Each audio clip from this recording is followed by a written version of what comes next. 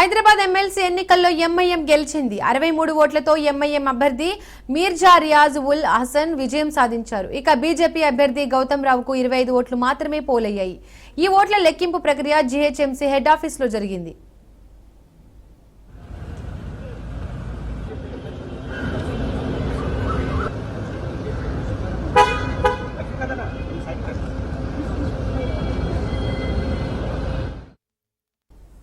ఈ నెల 23న జరిగిన ఎన్నికల్లో 78.57% పోలింగ్ నమోదయ్యింది. మొత్తం 112 ఓట్లకు గాను 88 ఓట్లు పోలయ్యాయి.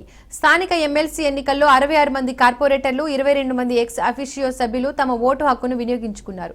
బీజేపీ, కాంగ్రెస్, ఎంఐఎం కార్పొరేటర్లు, ఎక్స్ అఫిషియో సభ్యులు పోలింగ్ లో పాల్గొన్నారు. కాగా బీఆర్ఎస్ కార్పొరేటర్లు, ఎక్స్ అఫిషియో సభ్యులు ఓటింగ్ కు దూరంగా ఉన్నారు.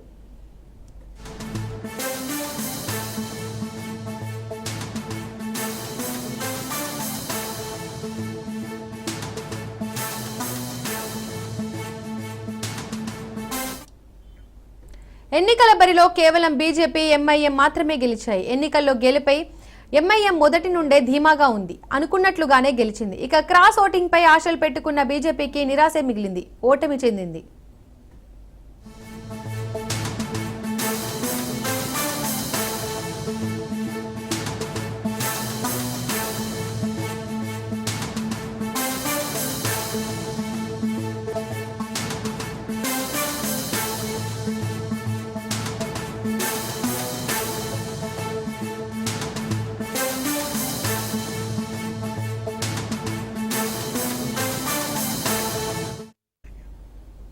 ఇక ఈ అంశానికి సంబంధించి మరిన్ని అప్డేట్స్ మా కరెస్పాండెంట్ సైదులు లైవ్ లో అందిస్తారు. సైదులు.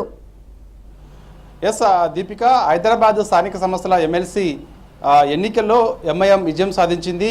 ఎంఐఎం అభ్యర్థి హసన్ కు 63 ఓట్లు వచ్చాయి. ఆయన 63 ఓట్లతో విజయం సాధించినట్టుగా కూడా రిటర్నింగ్ అధికారి వెల్లడించారు.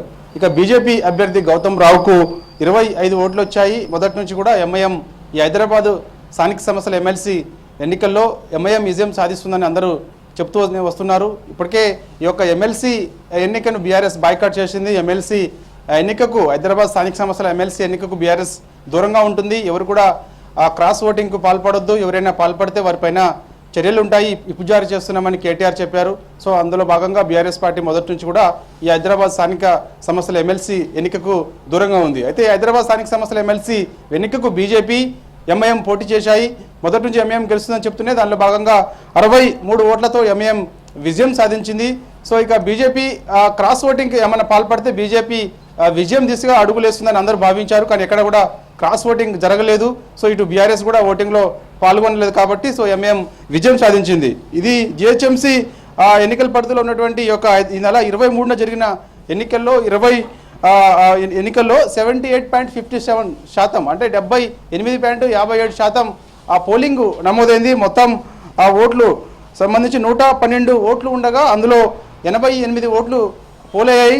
అందులో మిగతా 66 ఓట్లు అంటే కార్పొరేటర్లు ఉండగా మిగిలిన 22 మంది ఎక్స్ అఫీసియో ఓటర్లు ఉన్నారు. సో మొత్తం చూస్తే మాత్రం ఈ యొక్క ఎన్నికలకు సంబంధించి ఖచ్చితంగా బీఆర్ఎస్ పోటీ చేస్తే కొంచెం పరిణామాలు ఏదో ఉండే అని భావించారు అందరూ కూడా. బీఆర్ఎస్ పార్టీ మెజారిటీ స్థానాల్లో ఎక్కువ లేకపోవడం వల్ల కంప్లీట్గా దూరంగా ఉంది. అంటే 22 అభ్యర్థులు ఉన్నప్పటికీ కూడా ఇటు ఎమ్మెల్యేలు కానీ, అదేవిధంగా ఎమ్మెల్సీలు కానీ కార్పొరేటర్లతో కలుపుకొని బీఆర్ఎస్కి 23 మంది ఉన్నప్పటికీ కూడా విజయం సాధించలేమని కంప్లీట్గా దూరంగా ఉంది, బాయ్కాట్ చేసింది. ఒకవేళ బీఆర్ఎస్ పోటీ చేసినట్టయితే ఏమైనా క్రాస్ ఓటింగ్ లాంటిది ఏమైనా జరిగితే చెప్పలేము. కానీ ప్రస్తుతం అయితే కంప్లీట్గా దూరంగా ఉండడం వల్ల ఎంఐఎంకి సునాయాసంగా విజయం దక్కింది. 63 ఓట్లతోటి ఎంఐఎం అయితే విజయం సాధించిందని రిటర్నింగ్ అధికారి చెప్పారు. కాబట్టి సో ఇక ఏదేమైనా సరే మొదటి నుంచి కూడా కొంత ఉత్కంఠ భరితంగానే ఈ యొక్క ఎమ్మెల్సీ ఎన్నిక మనకి జరిగింది. అంటే గంట వ్యవధిలోనే ఈరోజు 8 గంటలకు మనకి కౌంటింగ్ ప్రారంభమైంది. 8 గంటలకి కౌంటింగ్ ప్రారంభం కాగానే 40 నిమిషాల వ్యవధిలోనే అభ్యర్థి యొక్క విజయాన్ని రిటర్నింగ్ అధికారి తెలియజేశారు. సో ఆల్రెడీ ఎంఎం కూడా ఇటు విజయం దక్కడంతో వాళ్ళు కూడా ఎంతో హర్షం వ్యక్తం చేస్తూ అక్కడ నుంచి హసన్ అభ్యర్థి ఎవరైతే ఉన్నారో ఎమ్మెల్సీ అభ్యర్థిగా పోటీ చేసినటువంటి హసన్ ఎవరైతే ఉన్నారో ఆయన అక్కడ నుంచి విజయం చూపిస్తూ అంటే ఇట్లా 2 తమ్ములెన్స్ కూడా ఇట్లా చూపిస్తూ విజయం సాధించానని చూపిస్తూ అక్కడ నుంచి కూడా ఆయన వెళ్ళిపోవడం జరిగింది. పోలింగ్ సంబంధించి ఎన్నికలకు సంబంధించినటువంటి అంశం నిన్నటి వరకు కూడా మనకి ఇక్కడ ఈరోజు యాక్చువల్గా ఈ యొక్క ఎమ్మెల్సీ ఎన్నికలకు సంబంధించి మొత్తం కూడా హైదరాబాద్ పరిధిలో మొదటి నుంచి కూడా ఈ యొక్క ఎన్నికల కోడ్ ఉంది. అయితే ఈరోజు సాయంత్రం 5 గంటలకు కూడా ఈ యొక్క ఎన్నికల కోడ్ కూడా ముగిసే అవకాశం ఉంది. ఎన్నికల కోడ్ ముగిసినట్టు కూడా రిటర్నింగ్ అధికారి కాసేపట్లో వెల్లడిస్తారు. Right Saidulu, thank you.